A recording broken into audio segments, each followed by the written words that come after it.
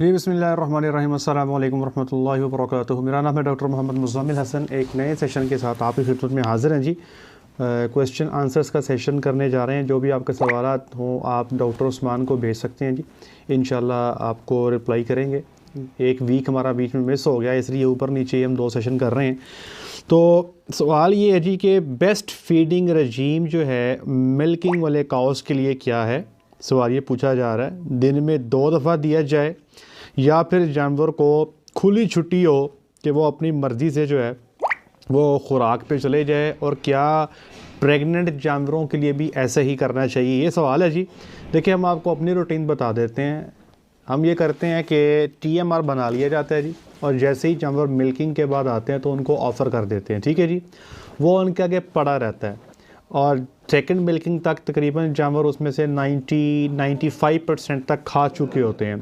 फिर अगली मिल्किंग के लिए जानवर चले जाते हैं, तो पीछे से उनको हम फिर राशन लगा देते हैं। तो 3 दफ़ा मिल्किंग करते हैं, तो ये 3 दफ़ा ये प्रैक्टिस जो चलती रहती है।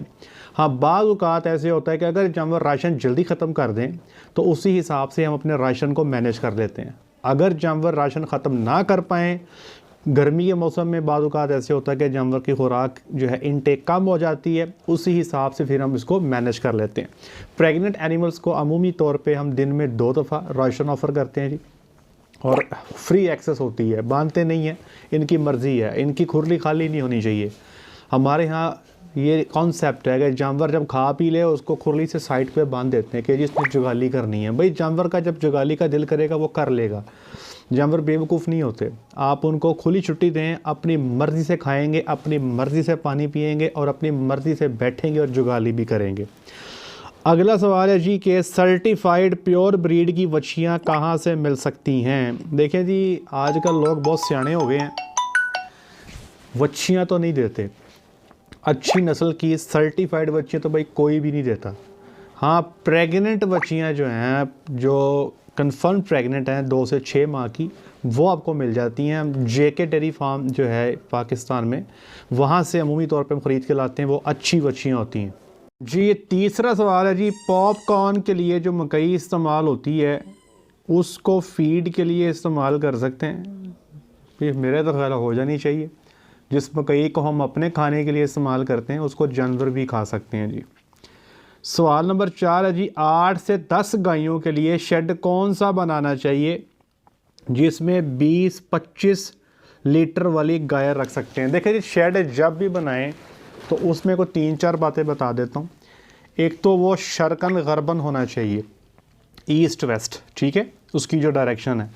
दूसरे नंबर पे कोशिश करें उसमें जानवर को 120 स्क्वायर फुट एक जानवर को जगह मिल जाए, और उसमें भी कोशिश करें कि जानवर को 32 से 40 स्क्वायर फुट जगह जो है वो कच्ची मिले और हवादार मिले और सायादार मिले। शेड आपका इतनी हाइट पे होना चाहिए कि हवा की आमदोरफ्त बड़े आराम से हो सके।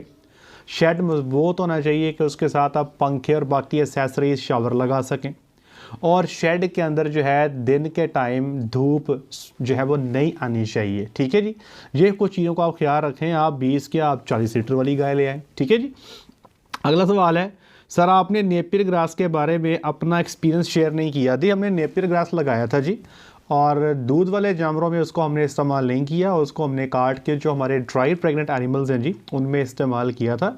लेकिन क्लोजअप के अंदर जो है हम उसको साइलेज पे जानवरों को ले गए थे, तो फार ऑफ पीरियड के अंदर जी ये ठीक रह गया था। अगला सवाल है जी, बेस्ट सीमन की अवेलेबिलिटी और सीमन की प्राइस के बारे में सेशन कर दें। देखिए, मैंने तो उस पर बहुत सारे सेशन कर दिए हैं। अब तो लोग जो है, मेरा ख्याल है कि उनको ज़बानी बात याद होगी। देखिए, बेस्ट सीमन आपने तय करना है। आपको पता है कि आपके जानवरों के लिए बेस्ट सीमन कौन सा है। अब आप कैसे तय करेंगे? आपके इलाके में जो भी कोई डॉक्टर आपको विज़िट करते हैं ना, वो आपके जानवरों को जानते हैं। उनके साथ बैठ के बुल सिलेक्शन किया करें। ये बहुत ही अजीबो-गरीब रूटीन है कि जब भी आपका जानवर कोई हीट में आता है, आप डॉक्टर साहब को बुलाते हैं, वो आपके पास आते हैं, आप से वो रेट पूछते हैं कि भी कौन सा टीका रखना है, 500 वाला, 1000 वाला, 2000 वाला। आपके जेब में पैसे होते हैं तो आप कहते हैं जी 10,000 वाला रख दो। आपके पास पैसे नहीं होते तो आप कहते हैं जी 200 वाला रख दो। देखें, अगर आगे नस्ल को इम्प्रूव करना है ना आपने, तो बेहतर बुल सिलेक्शन ज़रूरी है। इसमें सबसे पहले अगला सवाल ये आपके जहन में आता है, लोग आजकल बहुत सारा सीमन जो है वो डिफरेंट कंट्री से आ रहा है। यहाँ पे हमारे पास अमेरिकन भी है, ऑस्ट्रेलियन भी है, नैदरलैंड से भी है। तो आपने ये पहले इंडेक्स आपने सेलेक्ट कर लेने हैं, ठीक है।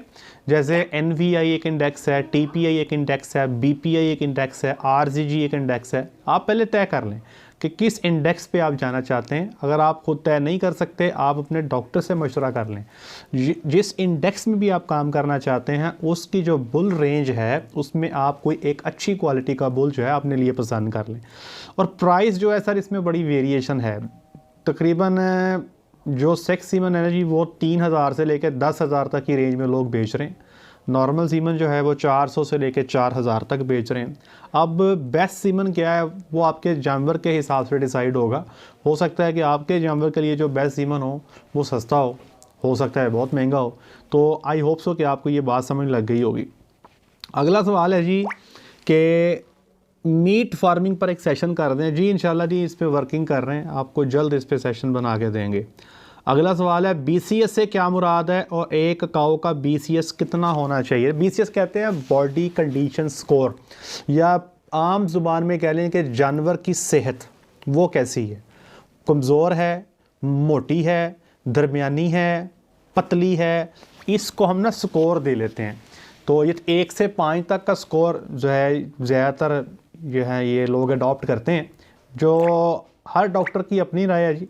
मेरे ख्याल से वो गाय जो बच्चा दे के आई है उसके लिए 3 बॉडी स्कोर, जब वो आते ही हफ्ता 10 दिन उसका दूध ऊपर जाता है तो मुझे लगता है कि 3 के राउंड अबाउट होना चाहिए, ठीक है। ज़्यादा कम नहीं होना चाहिए।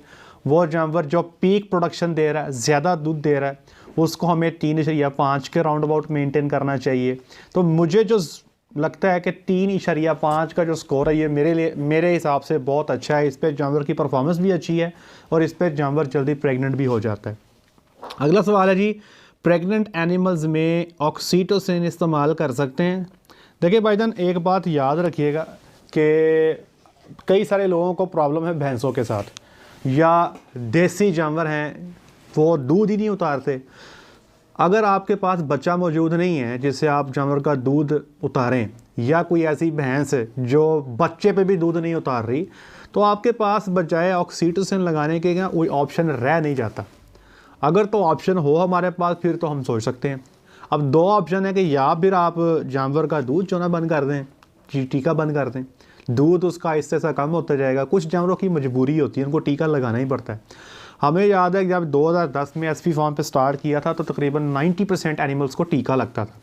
हमने वर्किंग की, एनिमल्स में अच्छा सीमन इस्तेमाल किया। 2017 के करीब मुझे याद है कि हमारे तकरीबन 150 में से 2 या 3 जानवर ही थे ऐसे जिनको टीका लगता था, बाकी सारे खुद ब खुद दूध उतार देते थे। हम आहिस्ता आहिस्ता अपनी ब्रीड को इम्प्रूव करते गए। तो ये मजबूरी में लगाना पड़ता है जी।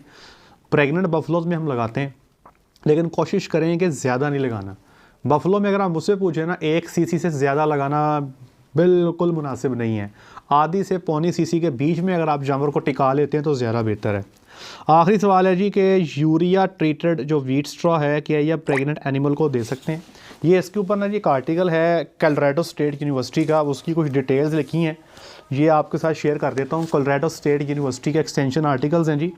उसमें कुछ डाटा उन्होंने दिया है कि वो एनिमल जिनको आप फैटरिंग पे लेकर जाते हैं, एक अडल्ट कैटल है, कोई 500-600 किलो उसका वज़न है, तो उसको 45 से 110 ग्राम आप यूरिया 24 घंटे में दे सकते हैं। या आसान कर देता हूँ, 7% राशन ड्राई मैटर का आप उसको यूरिया दे सकते हैं। ड्राई काऊ जो है, जो प्रेग्नेंट है, ड्राई है, दूध नहीं देती, उसको 20 ग्राम दे सकते हैं। लैक्टेटिंग काऊ में 20 से 45 ग्राम की जो फिगर है ये बड़ी सेफ़ है जी।